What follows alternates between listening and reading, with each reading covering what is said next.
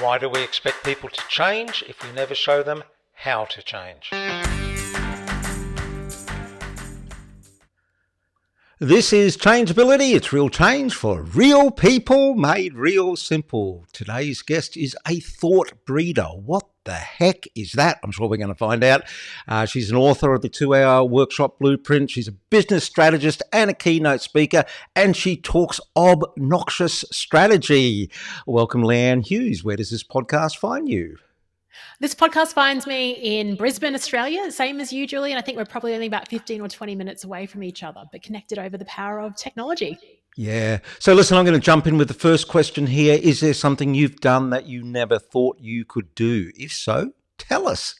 A million different things, right? A million. I mean, let's talk physicality. Running a marathon was a big one for me. I'm training for my second one now, but 9 years ago I ran my first. When I played netball, my goal was to just be a smart player and not run. I hated any type of sort of movement. I just wanted to play quick and smart. So marathon was a big one. Speaking on stages in front of hundreds of people, also a big one. And being a business owner, I think, as well. But yeah, every day there's like sort of micro moments where I think, oh, I didn't know that was possible, and things emerge all the time.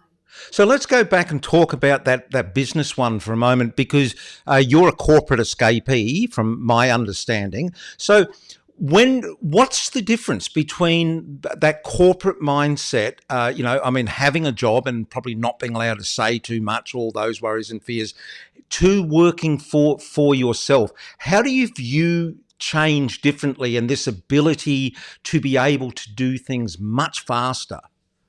Well, it took me some time to get used to that, because when I was a corporate, I like how you said escapee, I call myself a corporate dropout. I was always a little bit mavericky within organizations. I'd always sort of test the limits and ask, why are we doing this? And people kind of got frustrated with that. And I thought something was wrong with me. So I tempered that and sort of reined it in to make sure that I was abiding by all the policies. But when I left my job, I thought, great, if I can just do the same amount of work, so work 40 hours a week, work these hours. And for the first few months, I was doing that. I was keeping to the Monday to Friday schedule and recognizing, why am I doing this? Like it didn't make sense. I think the biggest outcome of leaving was the mindset shift of, we're paid on results, we're not paid on tasks. So it really is all about, now my question is, how can I, Jenny Blake created this question, how can I earn twice as much in half the time? Realizing that our value is not in presenteeism or showing up to meetings, it's what we can create for people. So just go back, you're paid on results, not tasks. Yes. Right. And is that the opposite now? I mean, what for you, how does that work? Yeah, well, I guess whenever a client would come to me, so Leanne, in her first year of business, client comes to you with a problem and you think, oh, it's X amount of hours of coaching. I mean, proposals took forever for me to write because I'm trying to forecast the future. We need this amount of coaching. We need these amount of workshops. This is the intervention. What I realized is you don't know that. And people, like leaders that come to you asking for results, but they want a shift, that they want a change. And if you can get that done quicker, that is way more valuable than, advising a client for a year and making sort of small progress. So I guess I always start with what is the end goal in mind, from Stephen Covey, and re-engineering it and going, what is the most efficient and quickest way to get there? And often it isn't hours of coaching, hours of workshops. Possibly it's advising on, maybe this person within your team needs to go. Maybe, there's all these other variables that we can use to create a result that doesn't rely on us being present. What would you do now if you went back into the corporate world now? What would you do differently regarding change? Oh, I think it's probably what I was doing internally, but at the time I didn't recognize it as a strength. I thought, again, it was like being a rebel and everything else. I think it's having that marketing mindset. And a lot of people think, oh, it's all about change and it's about the policy and training people.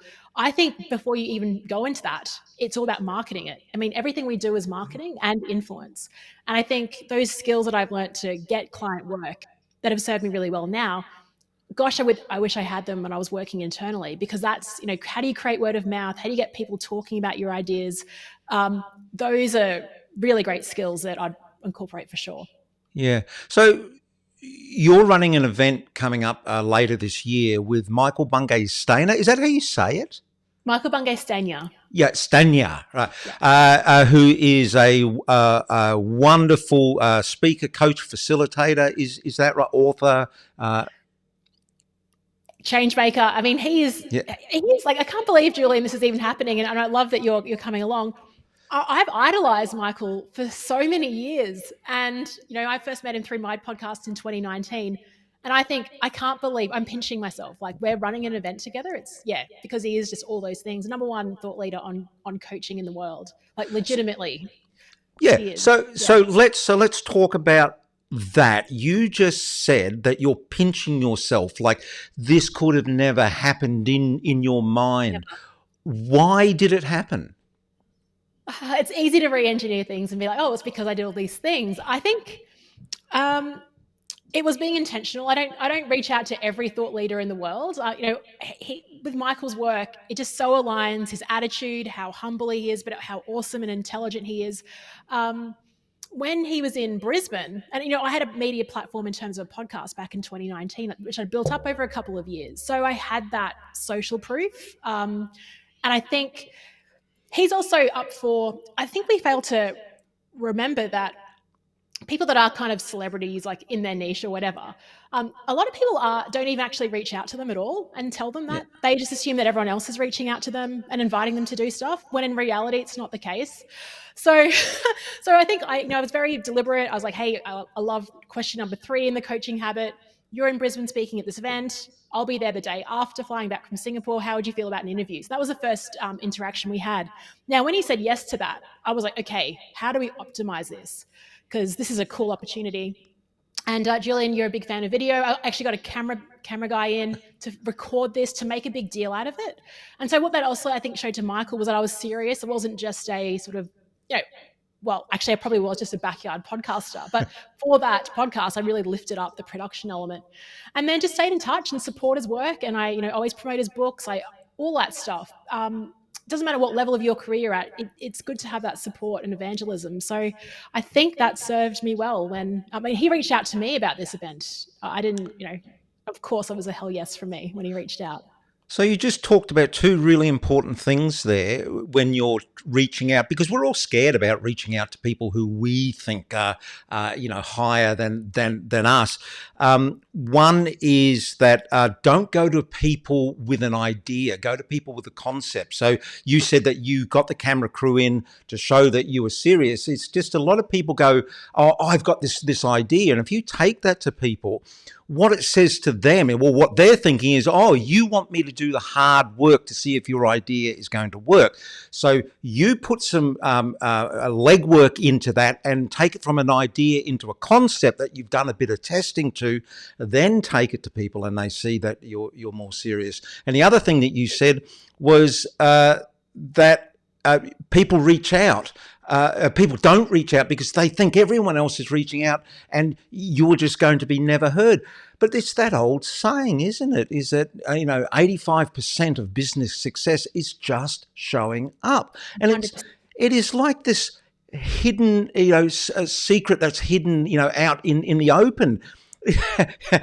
Yeah, just do it, because you're going to be just one of the few people who actually does it.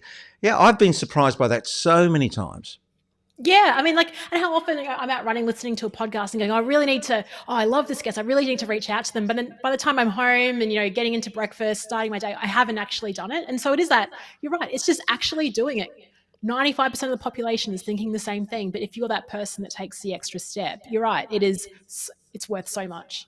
Yeah. And one of the other things I've learned about reaching out to people, whether it's by email, whether it's a personal message, is keeping it really short, like really short, like you're texting somebody just with, 10, 8 words, 10, it's really short.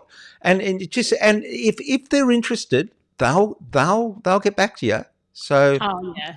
Yeah, you're right. Yeah, actually, I had a lady in the UK reach out to me on LinkedIn, and it was like one of the best Like, she had watched all my Instagram reels. She knew everything about me. Like, she must have listened to all these podcasts.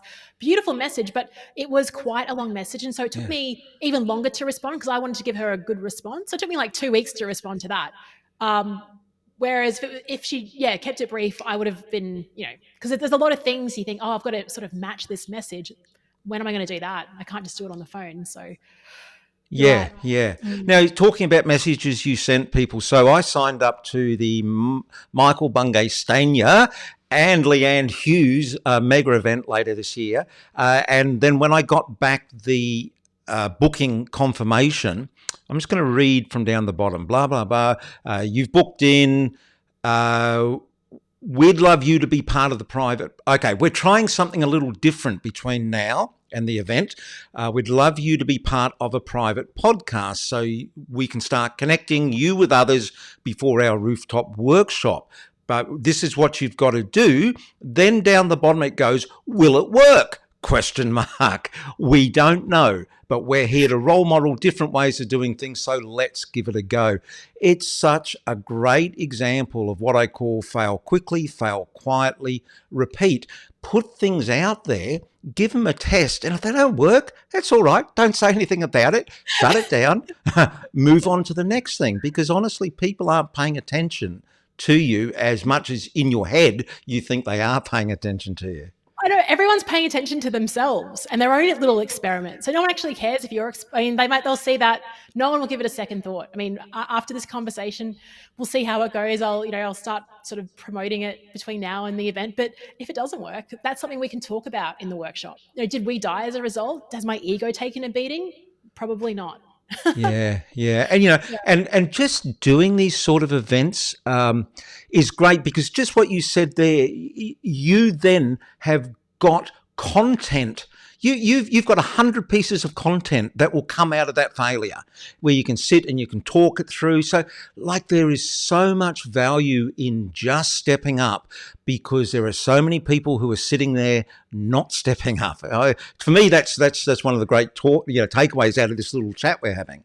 Yeah, and talk me through that, because I look at you, Julian, and you got this new show, and you step up all the time. But and there are many people that we're surrounded by that have all this potential, and they talk about things, and I honestly feel like sometimes just giving them a little poke and go you can do it, but I can't transfer that to them, or can we?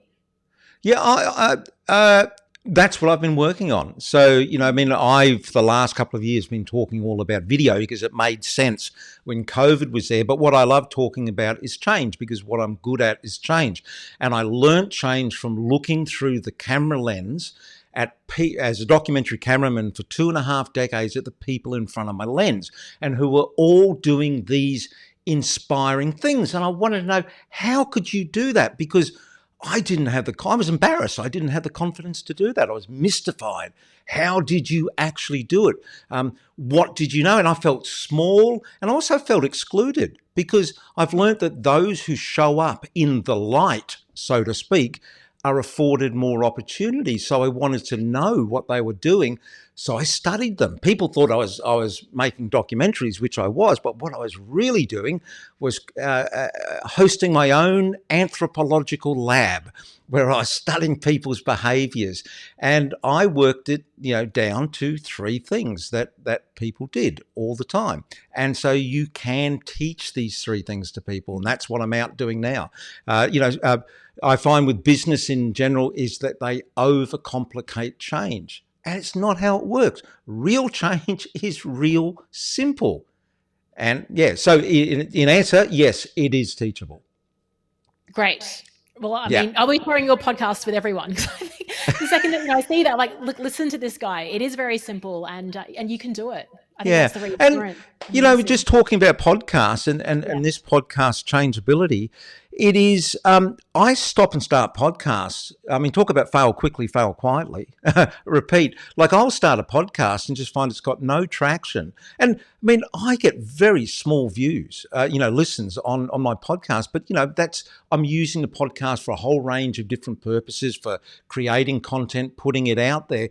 But if it doesn't work, I just shut it down and I just start up a new one. The barrier to entry to creating content is so low. I mean, yeah, you can do it for free. In fact, you can do it for free, and you can do it lying in your bed if you're too lazy to get up. And honestly, that is why podcasting is one of my favorite mediums, because I don't need to wear makeup. And I think I've got this newsletter, and talking about change, like I just can't get this newsletter to work. It doesn't really reflect who I am. And I'm like, look, do I just stop this and focus on my strength, which is audio, and go all in on that? And all these decisions. But I mean, like, we are living in the best time. Nothing is permanent. We can shift. It's incredible. Like, I think we're so lucky to be born, to be around in 2024, and all the cool new apps that enable us to do this and connect with people all around the world. It's the best time. I completely agree. Just when we hopped online just before, we were talking about a few new apps, and I mean, I thought, but I didn't say it. Oh my God, another fantastic day. I mean, every day I learn something new. It is such an exciting time to be alive. Yeah. I agree. And look, that's so cool. Like, I'm even more grateful now for my Friday. Thanks, Julian. There you go. Hey, Leanne, if people want to catch up with you and find out more, where can they find you? Yeah, I think LinkedIn is the best way. We can start a conversation on LinkedIn, on my profile there, and everything is over at my website, leannehughes.com. All right, Leanne, hooroo. Thanks, Julian. Awesome to chat. Oh, as always.